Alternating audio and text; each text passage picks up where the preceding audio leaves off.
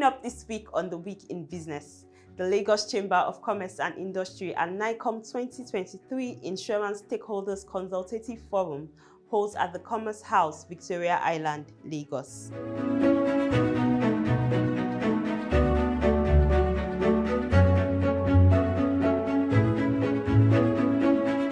Learn Africa PLC holds 50th Annual General Meeting 2023.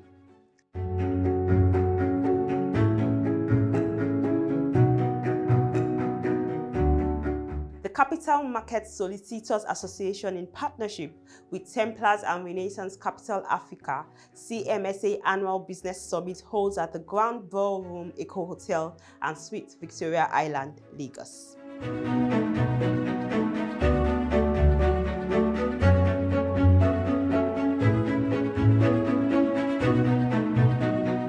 The Nigerian-British Chamber of Commerce MSME Business Optimisation Clinic holds at the NBCC Plaza, Lekki Phase 1, Lagos.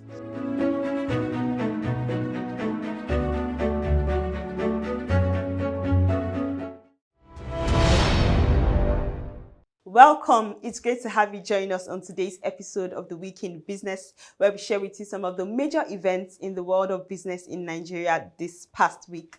I am Taiwo Akinawu. Thank you very much for tuning in. All right, first on the event highlight for this week is the 2023 LCCI and NAICOM Annual Insurance Consultative Forum, themed Rethinking Insurance as a Critical Growth Strategy. The forum, which held at the Commerce House, Victoria Island, Lagos, saw first-hand expert information from insurance brokers and finance professionals explore how individuals and businesses can leverage insurance offerings for economic growth and business development strategy. Take a look. To the insurance industry. When I came in, good to 2 years ago, I asked for support for membership of insurance brokers and insurance companies in SRIB.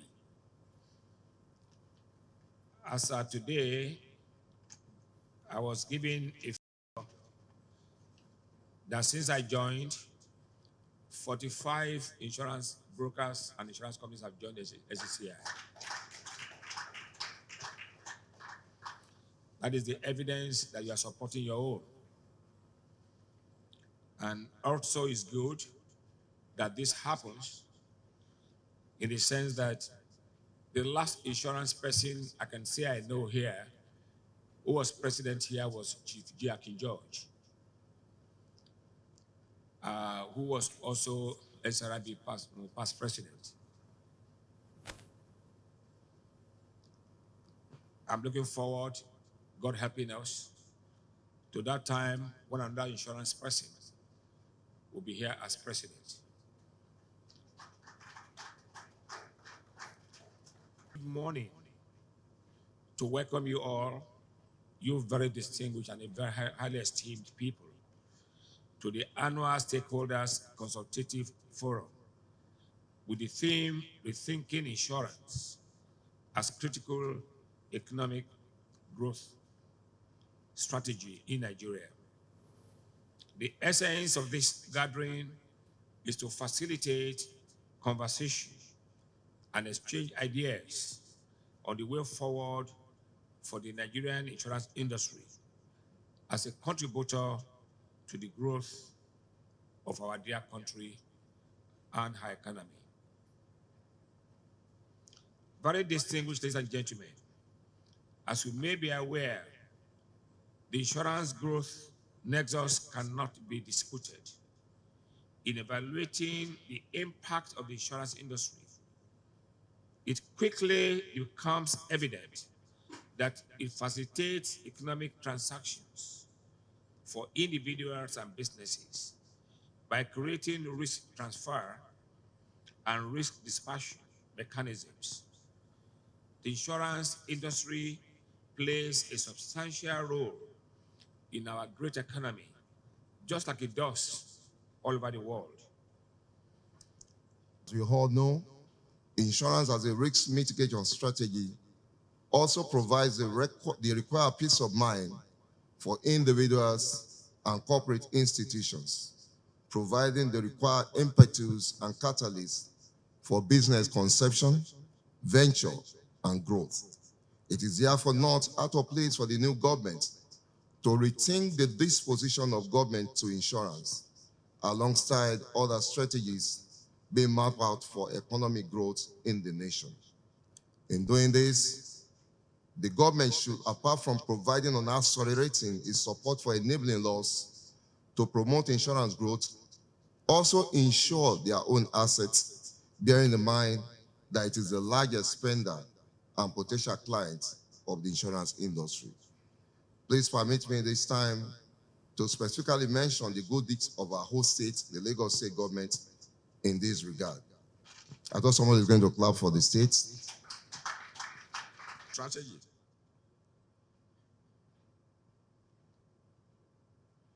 Government is incontinent, but new governments bring new strategies. Hence, the theme of the forum could not have been more timely than now. The administration of His Excellency, President Asiwaju Bola Ahmed Tinubu, GCFR, has given us a snippet of how good change should start with recalibrations, reactions, resistance, and readjustments. We've seen a bit of that in the first 100 days of this administration. Howbeit, the focus is on the goal. Where do we want to be? At what time? But of course, in the process, there will be initial pressure. We have seen these pressures. Pressures on our exchange rate, pressures on pricing, pressures on inflation, and the rest of that.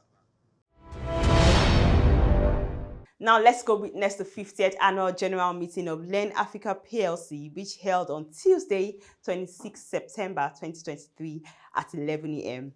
The AGM saw the recommendation of 25 kobo per ordinary share of 50 kobo each dividend by the chairman of Learn Africa PLC, Chief Emeke Iwerebon, and its approval by the company's shareholders. Good morning, everyone. Notice is hereby given that the 50th annual general meeting of Learn Africa PLC will be held virtually via Zoom teleconference on Tuesday, 26 September 2023 at 11 a.m. to transact the following business. Ordinary business, to receive the audited financial statement for the year ended 31st March 2023, together with the reports of the directors, auditors, and the statutory audit committee thereon. To declare a dividend for the financial year ended 31st March 2023, to re-elect directors retiring by rotation, to authorize the directors to fix the remuneration of external auditors, to disclose the remuneration of the managers of the business, to elect members of the statutory audit committee. Special business, to approve the remuneration of directors for the year 2023-2024, dated this 18th day of August 2023 by order of the board. The board is pleased to recommend to the shareholders a final dividend of 25 kobo per ordinary share of 50 kobo each, which will be subject to the deductions of appropriate withholding tax at the time of payment and is hereby payable to the members. Any objections? All those objecting, please raise your hands.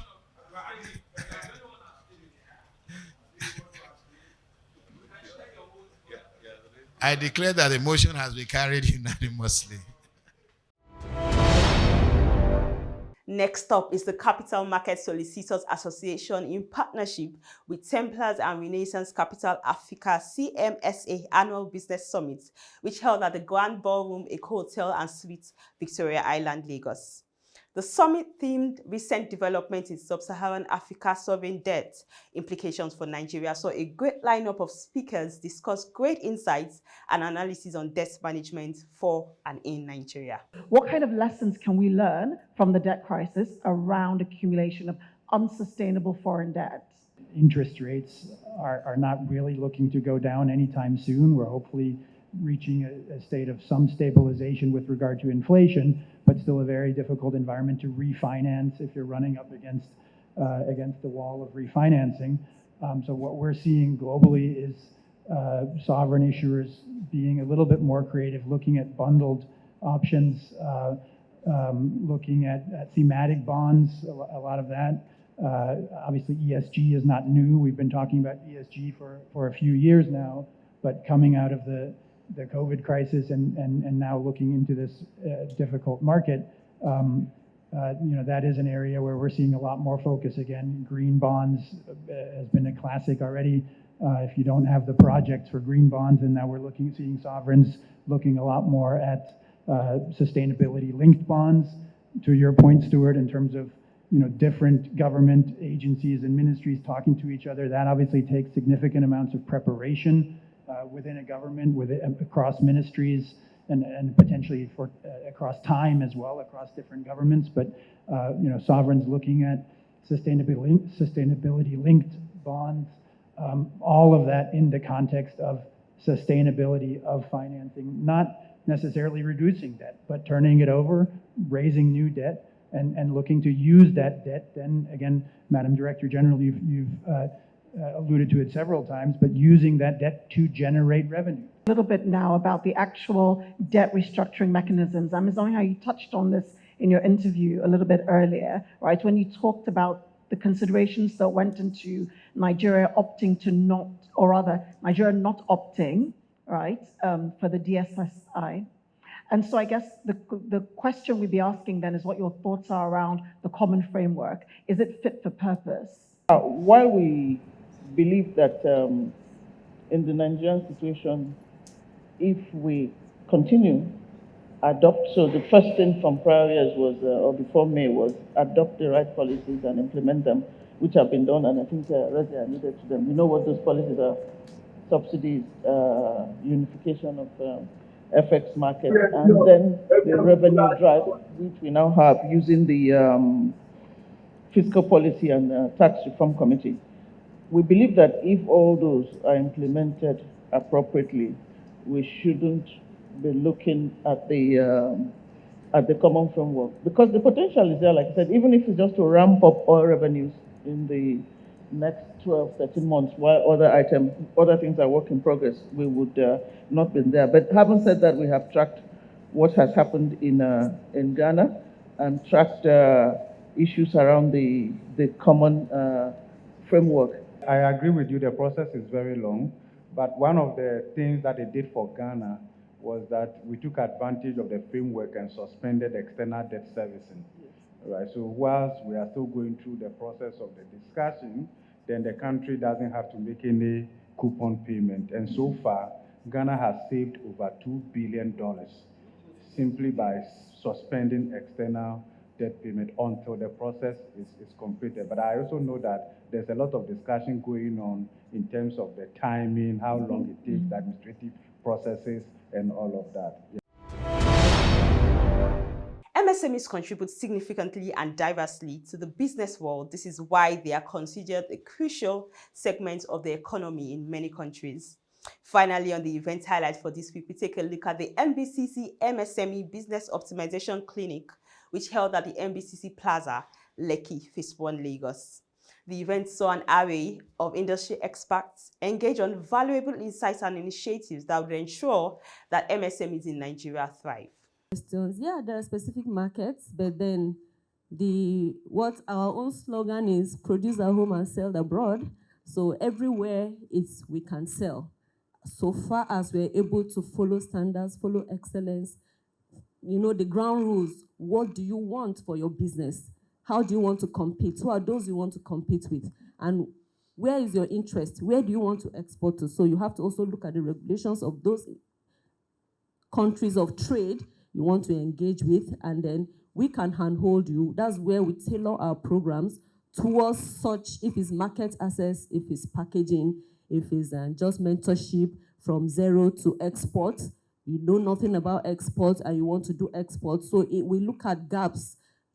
If you are registered with Nigerian Export Promotion Council and we have stakeholders meetings, we discuss issues facing the industry, like sectors that you are in. What we have done recently is with women in export, and we try to get some kind of certification for those in the agri sector who want to export food to the UK, to the US and around the globe. So we like intervention, okay, let's help get some certificates, some kind of certification for you, and then guide you through the processes in collaboration with the regulatory agencies that we have.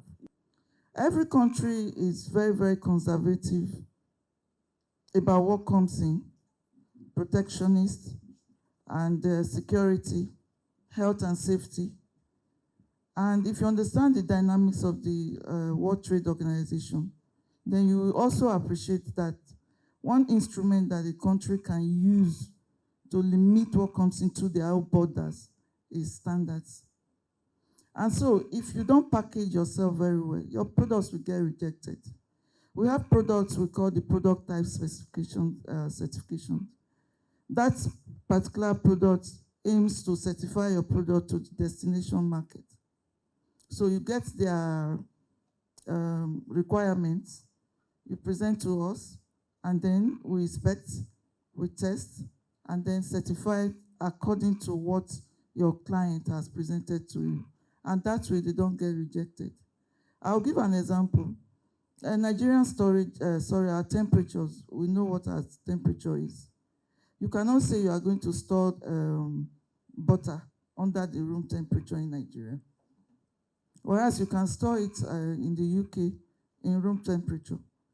So imagine you have to now bring something over from there and bring into Nigeria. And you go by the instruction that say at room temperature. It's going to be a mess at the end of the day. And that is how standards and certifications work. We must be disciplined to know and understand that we have a body in Nigeria that is meant, instituted by government, funded by government, to ensure that Nigeria's products are well marketed. So at the Bank of Industry, we actually do provide financing to the entire value chain. I know in the room we have, mostly MSMEs, but I do believe that the reason why we're here is also to scale our businesses. So you might be an MSME today, but tomorrow you'll be, a bigger company. So we provide financing to the entire value chain. I wanted to clarify that. Also, he asked a very, very important question. What we do provide is debt financing. We don't do equity at all. That's loan. So yes, loans. So essentially, if your business is at that stage where you're still starting up and your cash flows are not regular to the point that you'll be able to repay your loan, then maybe you should sort of find a different kind of financing. BOL will finance you once your cash flows are pretty ready, they're regular, and you can demonstrate that you can repay the loan that we give you. One thing we have done is we have digitalized our processes, especially for registration now. We have the portal, NAPAMS, it's called NAPAMS, where you initiate registration there. But like I tell clients, before you go on the portal, make sure you have a good, which is not NAPDA's problem actually, get good internet, and then get your products, your certifications, your CAC, tax, claim certificates, trademark certificate, get them on the system. So because you'll be asked to upload them. And we have discovered that people have issues doing that. And we've had recently a lot of people not having their TIN. And TIN is a requirement for registration now. And so we encourage MSMEs to try and get their TIN. And then, so we have the NAPAMS portal. You can access the portal and it instructs you, it's user-friendly on what to do, what to upload. And it also helps to help you monitor the movement of your application. So if your document is okay, satisfactory, it tells you, gives you a prompt, and then you can know what is required. There's a time it will tell you that you need to come up for product inspection, for facility inspection, and that cannot be done digitally.